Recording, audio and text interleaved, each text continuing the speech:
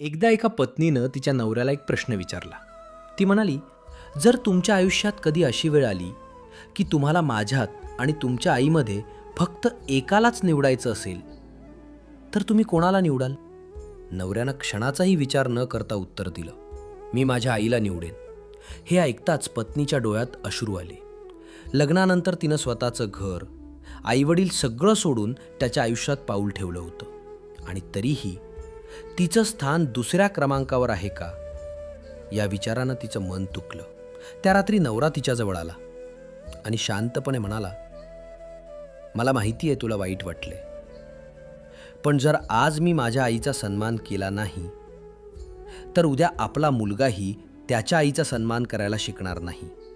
तो मला पाहूनच शिकणार आहे की आईचा आदर कसा करायचा. पत्नीच्या डोळ्यात पुन्हा अश्रू आले, पण यावेळी त्या अश्रूंमध्ये दुःख नव्हतं, समजूत होती. ती हळूच म्हणाली, आता मला समजलं, तुम्ही आईलाच का निवडलत?